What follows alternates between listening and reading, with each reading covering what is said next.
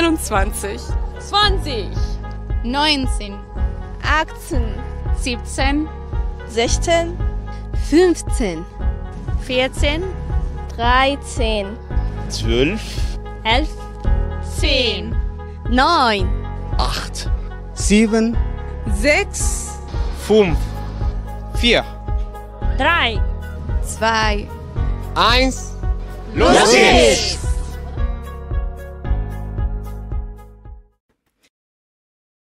Los geht's mit dem ersten Livestream von Easy German im neuen Jahr. Frohes neues Jahr. 2025 hat begonnen. Wir sprechen so langsam und deutlich wie immer, Manuel. Wie immer, langsam und deutlich. Und was haben wir heute vor, Kari? Ich habe etwas mitgebracht. Eine Flasche Sekt zum neuen Jahr und eine Vokabelliste, Manuel. Heute sprechen wir über Pläne für das neue Jahr und wir machen euch Mut und werden euch gute Ausdrücke zeigen, um um zu reagieren, wenn jemand einen Plan hat. Um euch zu ermutigen. Soll ich mal die Flasche aufmachen, während du erklärst, wie man mit uns heute kommunizieren kann? Unbedingt, sehr gerne. Ihr könnt jetzt, wenn ihr live dabei seid, mit uns chatten im Chat auf YouTube. Wenn ihr das Video später schaut, könnt ihr immer noch einen Kommentar schreiben, natürlich. Und ihr könnt dann Untertitel anschalten. CC könnt ihr drücken bei YouTube. Das geht erst nach dem Livestream. Und wir wollen von euch wissen, was habt ihr euch dieses Jahr vorgenommen? Was sind eure Pläne? Was sind eure Vorsätze für 2025? Guck mal, der Vorsatz für das neue Jahr. Mein Vorsatz ist, Manuel betrunken machen. Mein Vorsatz ist viel Sport und kein Alkohol. Prost! Aber fürs Video mache ich mit. Ihr könnt uns Kommentare schreiben und einige Leute haben das schon gemacht. Wollen wir mal anfangen, Manuel? Ja. Mit unserem ersten Ausdruck. Der Ausdruck ist schaffen. Schaffen. Wann benutzt man das? Es gibt ein ganz bekanntes Zitat von unserer ehemaligen Bundeskanzlerin Angela Merkel. Sie hat mal gesagt, wir schaffen das. Und das bedeutet, es gibt eine Herausforderung, es gibt ein Problem, es gibt ein großes Projekt. Und wenn man sagt, wir schaffen das, bedeutet es, wir werden das gemeinsam erreichen. Wir werden es schaffen, wir werden es umsetzen. Okay, ich werde mal einige Leute einblenden. Ihr könnt jetzt euren Kommentar schreiben auf YouTube und auf Facebook. Da gibt es zum Beispiel Farid. Farid schreibt, ich möchte meine Deutschkenntnisse verbessern. Was antwortest du dann, Manuel? Ich sag, Farid, du schaffst das. Du schaffst das, Farid. Deine Deutschkenntnisse werden immer besser werden. Sehr gut, sehr ermutigend, Manuel. Petra möchte ihre Tanzfähigkeiten verbessern, damit sie beim Karnevalszug mittanzen kann. Das finde ich ein sehr schönes Projekt, einen guten Plan. Und Petra, ich bin mir sicher, du wirst super tanzen. Du schaffst das. Du schaffst das, Petra. Ist das heute der Stil unserer Sendung? Wir sagen, du schaffst das zu allen Leuten? Ja, wir haben noch ein paar andere Ausdrücke. Richtig. Ihr könnt uns also eine Nachricht schreiben und dann werden wir möglichst viele Nachrichten beantworten, immer mit positiven Wünschen. Das ist die Idee. Manchmal auch negativ, vielleicht. Wir schauen mal. Und wir werden auch einige Spezialgäste anrufen. Sollen wir das gleich mal probieren? Das werden wir gleich probieren. Gut. Sobald wir den ersten Gast bereit haben. Sobald wir den ersten Gast bereit haben. Wir schauen mal, wir haben noch einige Kommentare bekommen. Und zwar haben wir auch Fragen bekommen. Akbogan schreibt, hallo aus Togo. Wow. Sogar in Togo guckt man Easy German. Wow, das ist toll. Er hat eine Frage an dich, Manuel. Manuel, was wirst du in diesem Jahr schaffen können? Oder was willst du schaffen? Ich möchte dieses Jahr mehr Sport machen. Ich möchte sportlicher sein und Muskeln aufbauen, denn das Mhm. ist sehr wichtig für die Gesundheit. Muskeln aufbauen. Warum genau? Was für Muskeln? Alle. Rücken, Beine, Po. Du kennst das. Alle Muskeln muss man trainieren. Malik schreibt, ich möchte gern eine Ausbildung als Pflegefachmann in Deutschland machen. Was kann man da antworten? Da kann man erstmal antworten, Malik, das freut uns, denn solche Leute werden gesucht und gebraucht in Deutschland und es machen ja viele Leute und deswegen bin ich mir sicher, du schaffst das. Ich habe da noch einen tollen Ausdruck, an jemanden glauben. Wenn ich an dich glaube, dann heißt das, dass ich persönlich denke, du schaffst das. Guck mal, Malik, ich glaube an dich. Ich auch. Gut, wollen wir unseren ersten Gast einladen heute? Das machen wir. Ich würde sagen, wir rufen mal jemanden an. Wollen wir mal den Klaus anrufen? Glaubst du, der ist bereit für einen Anruf? Wir probieren es mal.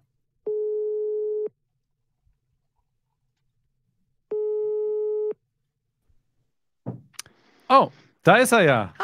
Hi, grüße Hallo euch. Klaus. Hallo Kari, hallo Manuel. Wie geht es dir? Mir geht's gut. Ich hoffe euch auch und ihr seid gut in das neue Jahr gestartet. Frohes neues Jahr, Klaus. Frohes neues Jahr, Kari. Und auch frohes neues Jahr, Manuel. Klaus, hast du dir etwas vorgenommen? Hast du Pläne für dieses Jahr? Ich habe Pläne auch, aber ich habe mir auch kleinere Sachen vorgenommen. Eine Sache seit gestern erst. Ich war gestern nämlich beim Zahnarzt. Oh, Und es war eine Zahnärztin, die hat mit mir ein wenig geschimpft und ich nehme mir jetzt vor, dass ich jeden Tag Zahnseide benutze. Klaus, welchen Ausdruck kann ich da sagen? Warte, was ist der stärkste hier auf dieser Liste? Klaus, du bist auf dem richtigen Weg. Du bist wirklich auf Danke. dem richtigen Weg im Leben. Jeden Tag Zahnseide, das ist die richtige Entscheidung. Klaus, das ist sehr witzig, weil ich war auch gestern beim Zahnarzt und wie nennt man die Menschen, die die Zahnreinigung machen? Assistent? Also bei mir war es eine sogenannte Prophylaxe-Assistentin Ah. oder Zahnpflegeassistentin. Die Prophylaxe-Assistentin hat auch, naja, meine Zähne sehen nicht so schlecht aus, aber sie hat auch gesagt, ich soll mal meine Zahnbürste überprüfen. Ob du eine Zahnbürste. hast? Nein, so schlimm war es nicht. Ich habe ihr gesagt, dass meine alte Zahnbürste kaputt gegangen ist und die neue nicht so gut ist. Und dann hat sie mir Tipps gegeben, wie ich diese Zahnbürste, man kann da auch die Umdrehungen messen oder so. Ich glaube an euch beide, ihr seid auf dem richtigen Weg. Zahnhygiene ist das A und O. Also das ist ein guter Ausdruck. Auf dem richtigen Weg sein. Im Englischen sehr ähnlich. To be on the right track. Klaus, bist du im Leben auf dem richtigen Weg? Ich hoffe doch, ich hoffe doch. Also uns geht es auf jeden Fall gut und wir freuen uns auf ein neues Jahr und wir freuen uns auf einige Unternehmungen, die wir geplant haben. Und Was für auch ein Pläne? Vorsatz von mir ist, ich möchte mich im neuen Jahr nicht mehr so stressen lassen und versuchen, damit viele Konflikte vielleicht auch zu vermeiden. Das kann man ja auf unterschiedliche Art und Weise angehen. Also ein Punkt, ich weiß nicht, das ist, glaube ich, ein Ding, was man sich auch sehr oft vornimmt, ist, dass man Sachen immer sofort erledigt, wenn sie anstehen und das nicht aufschiebt. Das kennt ihr vielleicht auch, weil wenn man anfängt, was aufzuschieben, dann kriegt man schlechte Laune, es wird dann so viel, man vergisst es. Und das ist auch ein Vorsatz, um Stress zu vermeiden, glaube ich. Aufschieben, was heißt das auf Englisch? To put off. To put off. Also zeigen wir das nochmal. Das Wort, was du benutzt hast, ist aufschieben. Also Ein T, glaube ich. Oh, ein T. Ich korrigiere Ja. das sofort. Kann ich als Englischlehrer bestätigen. Du bist ja Englischlehrer, genau. Also, du hast gesagt, du schiebst manchmal Dinge auf, Klaus, aber man kann auch nicht alles sofort erledigen. Das kann auch zu Stress führen. Ich sage da zu dir, gib nicht auf, Klaus. Danke, Und danke. mach dir keine Sorgen. Ich werde deinen Ratschlag werde ich beherzigen. Richtig. Ich sage, du schaffst das. Du schaffst das, Klaus. Danke, dass wir dich anrufen durften. Sehr Und gerne. hab ein fantastisches Jahr. Ihr auch. Grüßt das ganze Team und noch eine gute Live-Sendung euch. Machen wir. Dankeschön. Tschüss. Ciao. Das war nett. Ist lustig. Wer dass ist überhaupt Klaus? Vielleicht möchtest du das noch erklären. Klaus ist. Oh. Oh, das Licht ist ausgegangen. Manuel wird das Licht sofort reparieren. Und ich werde euch erzählen, wer Klaus ist. Klaus ist ein guter alter Freund aus meiner Heimatstadt Münster. Und wir haben zusammen studiert, Manuel. Viele Menschen wissen gar nicht, dass ich Geschichte studiert habe. Aber heute bin ich YouTuberin. Was hast du eigentlich studiert? Ich habe Medienproduktion studiert. Du machst das hier professionell. Und jetzt produziere ich Medien. Ich glaube, meine ProfessorInnen sind stolz auf mich. Sehr stolz. Falls ihr zuguckt, schreibt uns mal einen Kommentar. Genau. Ich guck mal, was wir hier noch für Kommentare haben. Viele Menschen möchten ihr Deutsch verbessern. Fun with Games sagt, ich möchte mein Deutsch verbessern und meine Prüfung bestehen. Viel Glück bei der Prüfung. Mhm. Ich bin mir sicher, darf ich nochmal auf die Liste gucken? Ja, Das wird schon. das wird schon. Oh, da muss ich schnell zurück und den richtigen Banner einblenden. Das wird schon. Wann sagt man das? Wenn jemand sich Sorgen macht, ich habe solche Sorgen mit meiner Prüfung, habe ich genug gelernt, bin ich überhaupt gut genug dafür, dann kann man sagen, das wird schon klappen, das wird schon. Was würdest du James sagen? James sagt, ich bereite gerade meine Masterarbeit vor und will die Masterarbeit in diesem Jahr fertig machen. Dem James, Sagst du, das wird schon, James. das wird schon. Das wird schon. Und vielleicht noch viel Erfolg. Das Viel ist Erfolg bei deiner Masterarbeit. auch ein guter Wunsch. Kari, wollen wir mal unseren Österreich-Korrespondenten Matthias anrufen? Du willst jetzt bis nach Österreich telefonieren? Wollen wir mal schauen, ob da jemand dran geht? Okay, versuch Okay. mal.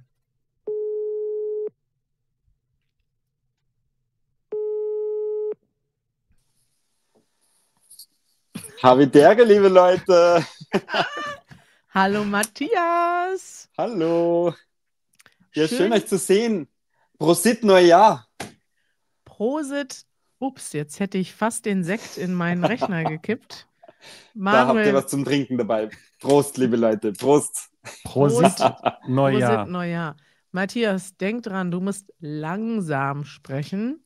Oh je. Geht das überhaupt in Österreich? Das fällt mir sehr schwer, aber ich kann es vielleicht auf meine Liste für die guten Vorsätze draufgeben. Langsamer zu sprechen. Ui. Du hast eine Liste mit Vorsätzen? Eine lange Liste mit vielen Wünschen für Vorsätze. Schauen wir mal, wie viel realistisch davon ist. Okay, zeig uns deine Liste. Was sind deine Pläne? So, ich habe Fürs da so neue eine Jahr. wunderschöne Liste. Nein, erstes, und das glaube ich das Wichtigste ist, ich will viel mehr raus in die Sonne, weil ich war auch beim Arzt, nicht beim Zahnarzt, aber ich habe ein Blutbild machen lassen und es passt alles bis auf Vitamin D3. Oh. Super, Matthias. Super. Ja, Morgens nach dem Aufstehen direkt in die Sonne ist Genau. sehr, sehr gesund. Auch für für das alles. Vitamin D, aber auch damit du nachts schlafen kannst. Genau. Aber Als was ich- macht man, wenn die Sonne nicht scheint? Dann ein bisschen länger raus. Selbst wenn es Noch bewölkt länger ist, raus. Genau. man braucht Tageslicht morgens, Genau. damit das Gehirn versteht, jetzt beginnt der Tag. Jetzt ist der Tag da. Hm. Genau, ich kann es ein bisschen supplementieren mit Tabletten, aber viel besser ist das natürlich raus in die Natur, in die frische Luft und in die Sonne vor allen Dingen. Genau. Weiter so, Matthias. Außerdem habe ich auf mein weiter so, das ist schön. Außerdem habe ich auf meiner Liste für euch ganz relevant, ich will mehr Easy German Episoden aus Österreich produzieren. Weiter so. Du bist der Hammer, Matthias. Matthias, das passt ja sehr gut. Manuel, du hast gesagt, du bist der Du Hammer. bist der Hammer. Ja, ein Hammer ist eigentlich ein Werkzeug, mit dem man Nägel in einen Tisch haut oder in eine Wand. Mhm. Aber wir sagen umgangssprachlich, du bist der Hammer, wenn man sagen will, Du bist toll. Das machst du gut. Super. Danke, das freut mich. Matthias, Und dann, ja, nächste Woche bist du Mhm. schon wieder bei Easy German. Du hast ein Video gedreht aus Wien in langsamem Deutsch. Was sehen wir da? ich würde sagen, langsamer, wie ich sonst spreche. Ja. Nein, es ist ein sehr intimer Einblick eigentlich. Ich zeige einen Tag in meinem Leben und es startet bei mir zu Hause und wir schauen uns verschiedene Sachen an, die ich an meinem Tag so erlebe. Ein Tag im Leben von Matthias, das seht ihr nächste Woche, nächsten Mittwoch bei Easy German. Welche Pläne hast du noch? Weil diesen Plan hast du ja jetzt schon. Genau, ein bisschen Geschafft? erfüllt. Ja. Nein, ich plane 2 große Reisen. Im April geht es fast einen Monat nach Indien, wieder mal, wo ich mich Wow. sehr drauf freue. Und im Juli geht es fast einen Monat nach China und Japan, wo ich mich auch sehr drüber freue. Wow. Was sagst du da, Manuel? dazu sage ich, Ja. das ist ja, so lange Reisen sind ja auch manchmal anstrengend oder ein Absolut. bisschen beängstigend vielleicht sogar. Vielleicht hast du ein bisschen Sorge, aber ich sage dir, Matthias, mach dir keine Sorgen. Das klingt gut. Mach dir keine Sorgen, das werden tolle Reisen. Du hast viel Erfahrung im Reisen. Genau. Du schaffst das.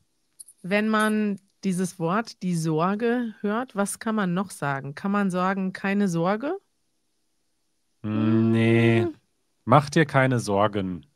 Also dieses englische No worries oder Don't worry gibt es im Deutschen nicht direkt. Man muss sagen, mach dir keine Sorgen.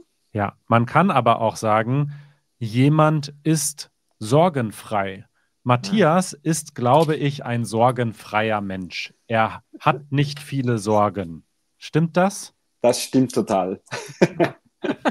Toll. Noch einen Plan, den du mit uns teilen willst, Matthias?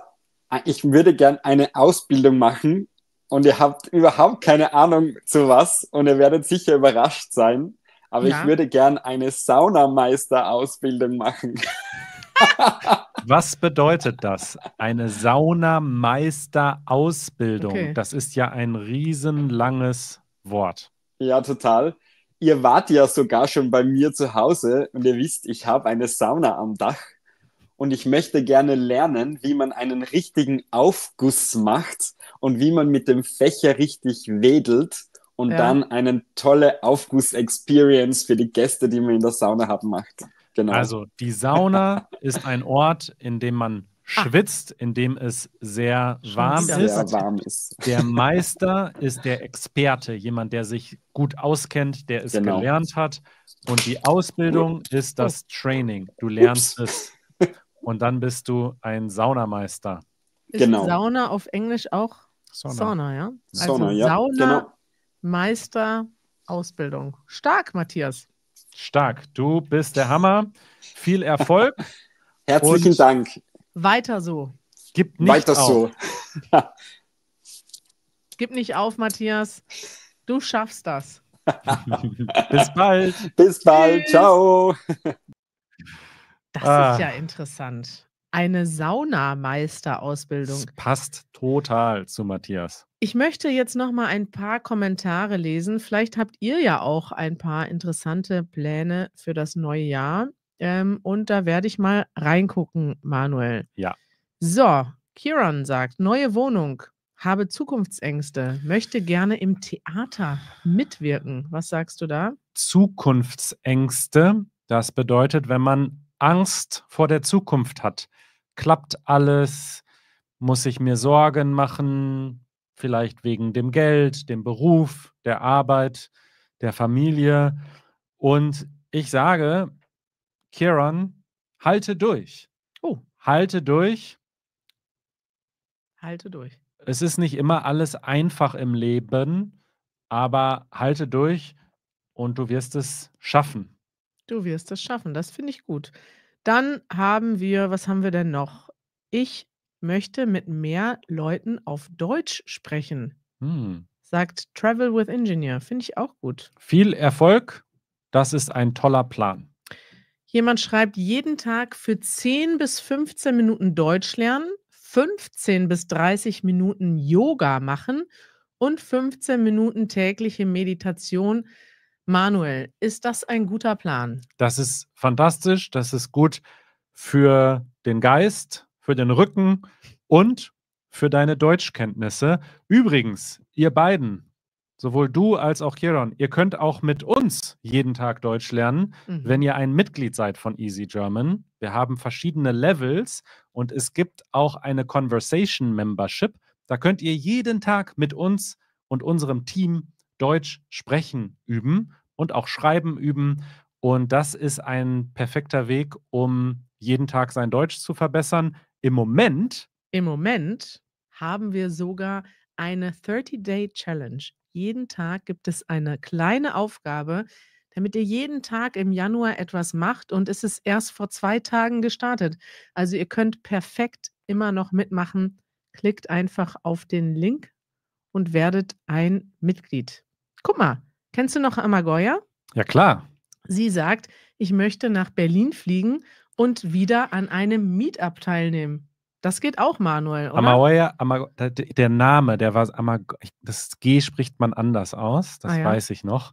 Es tut uns leid, dass wir es nicht so gut aussprechen können, aber ich finde das super. Wir freuen uns, wenn wir dich bald wieder bei einem Meetup sehen.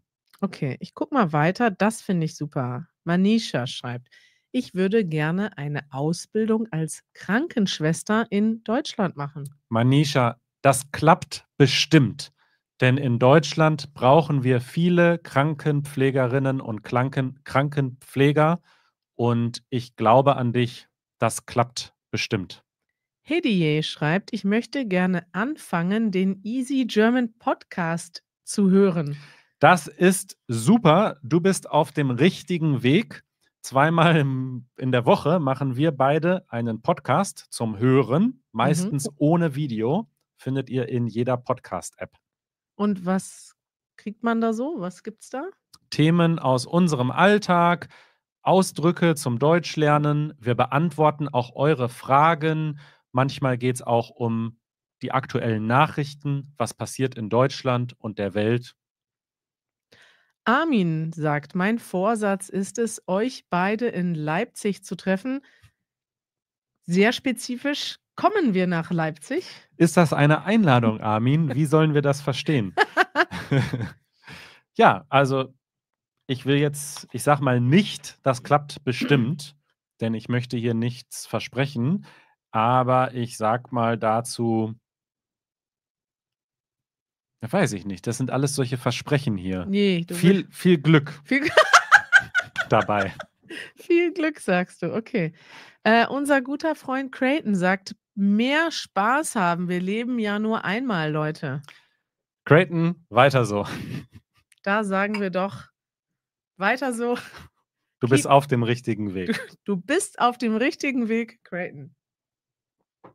So, Kari, ich würde sagen, wir rufen noch mal jemanden an. Wir haben noch so viele Pläne hier. Ja. Aber gut, Ich rufe einfach mal ganz wahllos irgendwen an, okay? Und wir gucken, wer dran geht. Ja.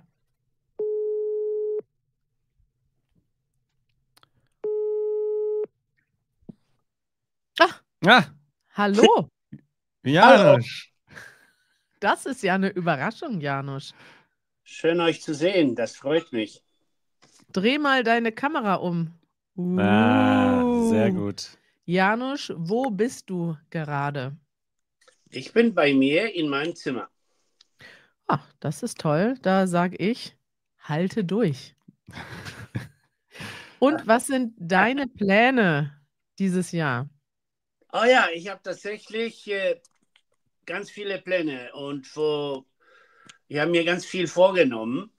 Das bedeutet, ich bin nicht sehr lernfähig, weil ich nehme mir jedes Jahr sehr viel vor und meistens wird nicht viel daraus. Aber in diesem Jahr werde ich 65 und das ist, glaube ich, die Zeit, wo ich ein bisschen vernünftiger werden soll. Janusz, ich glaube an dich. Manchmal muss man etwas mehrfach probieren und dann klappt es.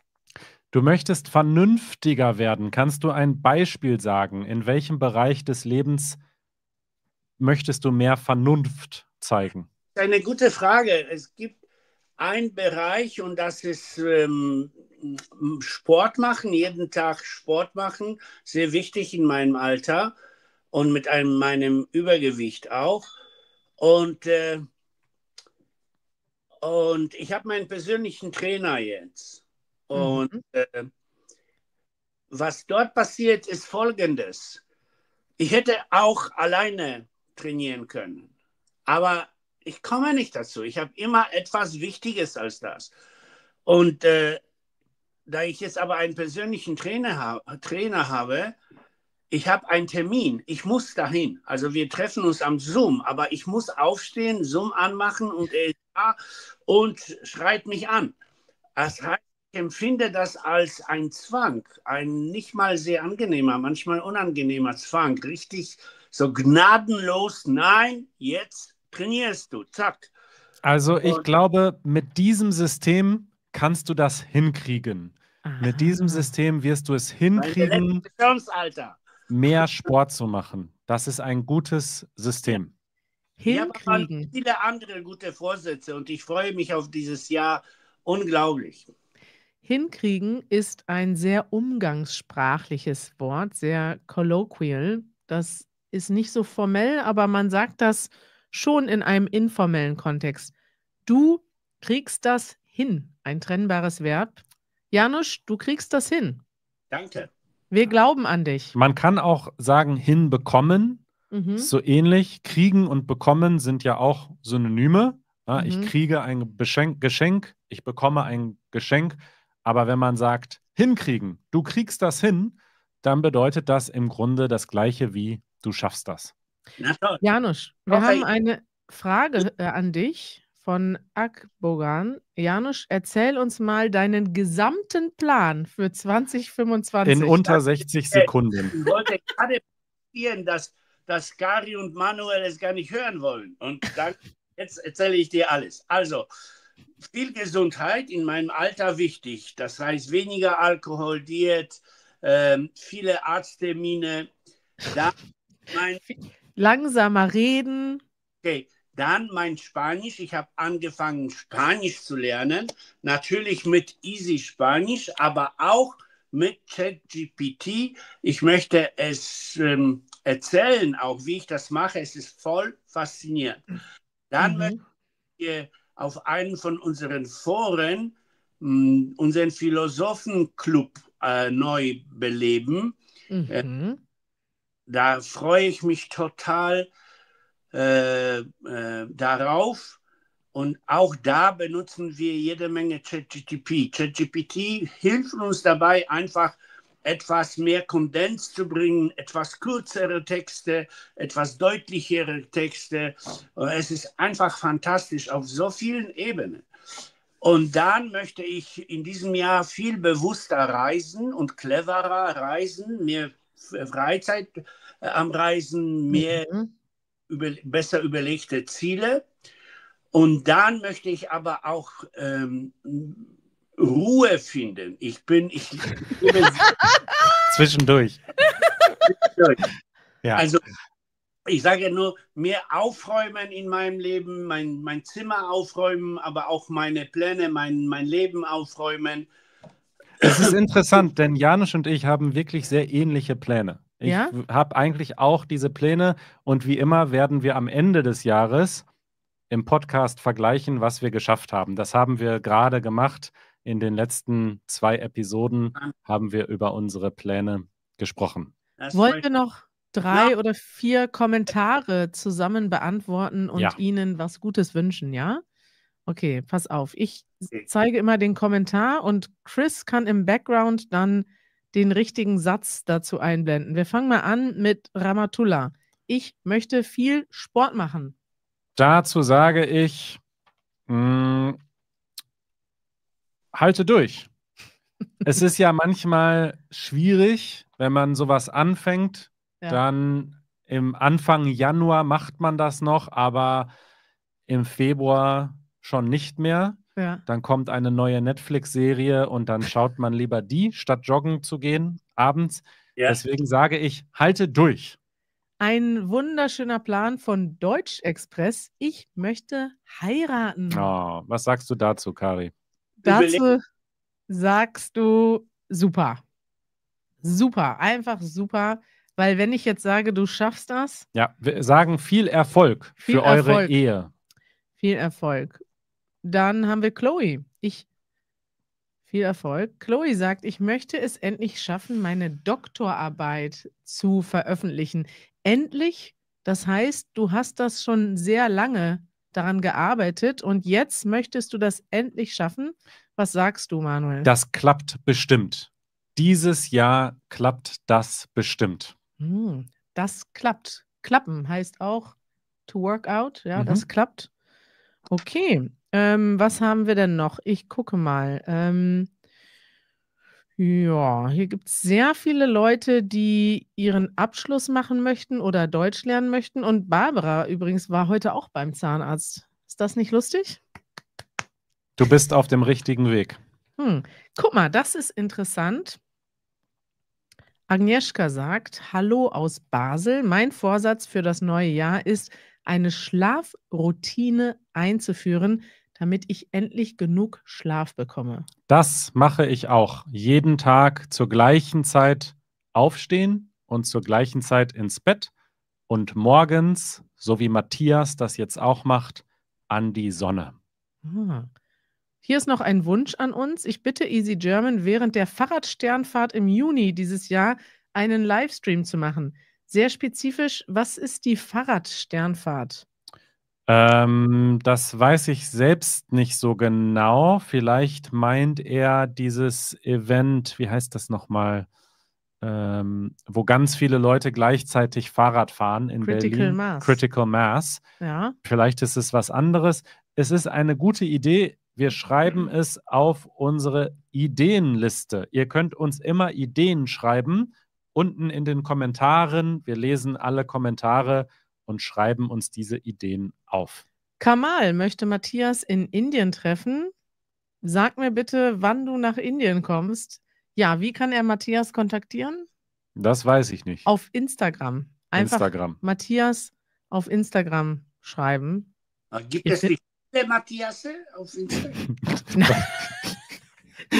Das ist ein guter Punkt. Ihr findet ihn schon. Matthias Haas. Vielleicht kann er mal unten in die Kommentare posten. Da freut er sich. Okay, noch 2, ja? Ja.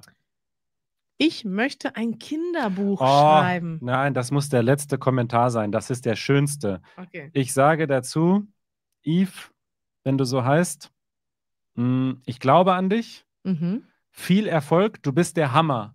Die Welt braucht mehr tolle Kinderbuchautorinnen und Autoren. Aber ist das nicht auch noch ein guter Plan? Oh, Armin. Dein Plan ist es, dieses Jahr ein Mitglied zu sein von uns, easygerman.org/membership. Danke dir und danke an die vielen, vielen Leute, die schon Mitglied sind. Heute haben wir zum ersten Mal in unserem Leben 10.000 Easy German Mitglieder. Darauf trinkt Manuel ausnahmsweise noch einen Schluck Sekt. Danke an euch alle fürs Zuschauen, für euren Support. Darf ich noch eine letzte Frage? Hier ist noch Okay. Janusz für dich. 1K00 sagt, ich möchte ein LKW-Fahrer in Deutschland werden.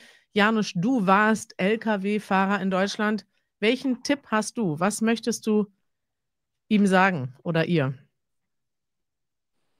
Aber es muss positiv sein. Wenn du gerne mit dir selber lange Zeit abhängst, dann warum nicht? Ich habe das am Anfang gemocht und genossen und es ist ein spezieller Ethos auch, es ist was ganz Spezielles.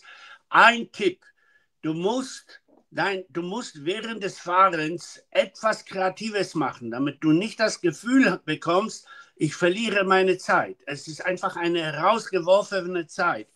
Und ich habe während der Jahren, die ich gefahren bin, vieles ausprobiert und es war aber immer nur halbwegs gut. Und jetzt weiß ich, was ich verpasst habe. Singe beim Fahren. Jeden Tag singen beim Fahren. Wenn du irgendwann aufhörst, weil man soll nicht länger LKW fahren als 5 Jahre, dann ist Schluss.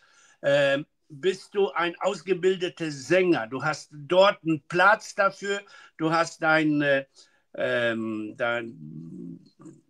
Spotify oder deine Geräte in deinem Phone, mit denen du zusammenarbeiten kannst beim Singen.